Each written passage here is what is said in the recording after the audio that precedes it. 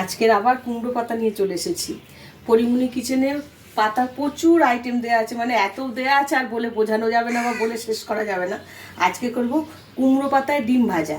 এই কুমড়ো পাতায় ডিম ভাজার জন্য পাতা নিয়ে নিয়েছি কয়েকটা, আমি কেটে নেব। আর দুটো ডিম নিয়েছি, ডিমটা আমি সুতো দিয়ে কেটে নেব। দুটো ডিম নিয়েছি, এইভাবে কেটে নিলাম সুতো দিয়ে সমান করে। এই ডিম দুটো ভালো করে মেখে আমি পাতার মধ্যে মুড়ে কড়াইতে দিয়ে ভাজবো।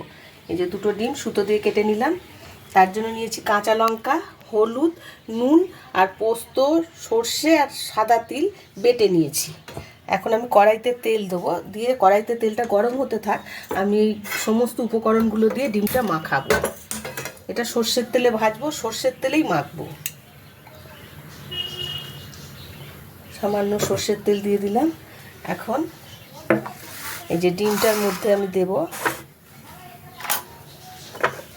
নুন, দেব যতটুকু লাগবে, হলুদ দেব, আর দেবো যে সর্ষে, পোস্ত, কাঁচা লঙ্কাও দিয়েছি এতে দুটো। এই যে বেটে রেখেছি এই বাটাটা এইগুলোর মধ্যে আমি দিয়ে ভালো করে মেখে দেবো।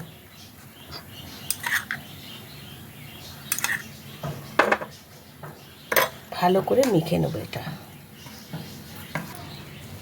ভালো করে মাখা হয়ে গেছে। এখন এর মধ্যে ভালো করে সর্ষের তেল দিয়ে দেবো। এটা সর্ষের তেল ছাড়া কিন্তু একদম ভালো লাগবে না। সর্ষের তেল দিয়ে আমি ভালো করে মেখে নিলাম, নিয়ে এবার পাতার মধ্যে মুড়ে কড়াইতে ছেড়ে দেবো। খুব ভালো লাগে খেতে, খুব টেস্টি খাবার এটা। কিন্তু সাধারণ উপকরণ দিয়ে সাধারণভাবে করা, কিন্তু খেতে খুব ভালো হয়। পাতায় যারা খায় পাতার স্বাদটা তারাই বোঝে, পাতায় কত রকমের আইটেম হয়।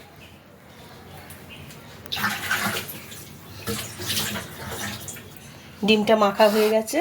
এখন এই কুমড়ো পাতাগুলো আমি কেটে নেব। 4 পিস পাতা লাগবে আমার, 4 টুকরো ডিম হয়েছে, 4 পিস পাতা লাগবে। 2 পিস, কাঁটাগুলো লাগবে না।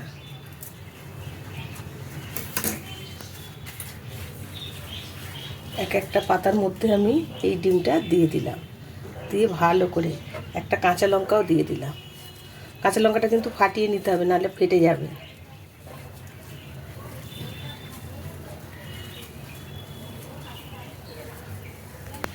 ভালো করে পাতাটা মুড়ে নিয়েছি।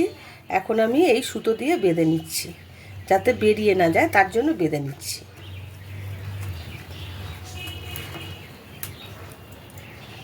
এটা এখন আমি এই গ্যাসের মধ্যে তেল বসিয়েছি চাটুতে, এর মধ্যে দিয়ে দিলাম।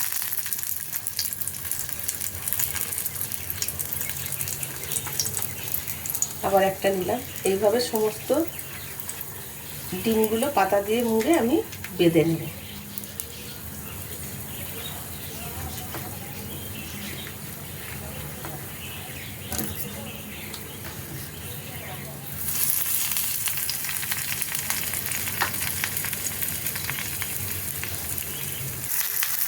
সবগুলো রেডি হয়ে গেছে, আমি কড়াইতে দিয়ে দিয়েছি। গ্যাসটা একদম কমিয়ে দিয়েছি। আমি 2-3 মিনিট ঢেকে দেবো, তারপরে খুলে উল্টে দেবো। এখন 2-3 মিনিট ঢাকা থাক, গ্যাসটা কিন্তু কমানো থাকবে। 2-3 মিনিট হয়ে গেছে, এখন আমি ঢাকাটা খুলে উল্টিয়ে দেবো। হ্যাঁ, দেখুন একদিকটা একদম হয়ে গেছে। ডিমটা তো এরকম দাগ হয়ে গেছে।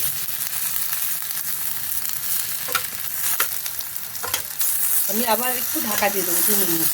পিঠটা হয়ে গেছে। অল্প তেল দিয়েছি আমি কড়াইতে, কিন্তু বেশি তেল দিইনি। আবার 2 মিনিট ঢাকা থাক। 2 মিনিট হয়ে গেছে, এখন এটা খুলে দেখি। এখন নিশ্চয়ই হয়ে গেছে। এখন তো শুধু পাতাটা, হ্যাঁ একদম দাগ পড়ে গেছে। আমি এখন তুলে নেব।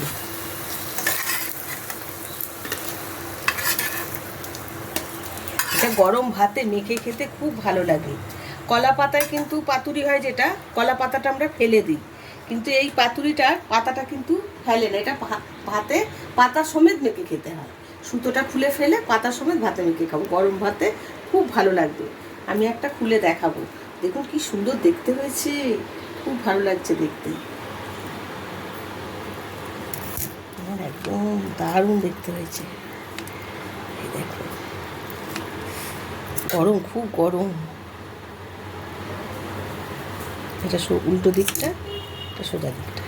এই দেখো। দেখুন কি সুন্দর হয়েছে দেখতে, পাতাটা একদম নরম হয়ে গেছে, পাতাটা মেখেই খাওয়া যাবে।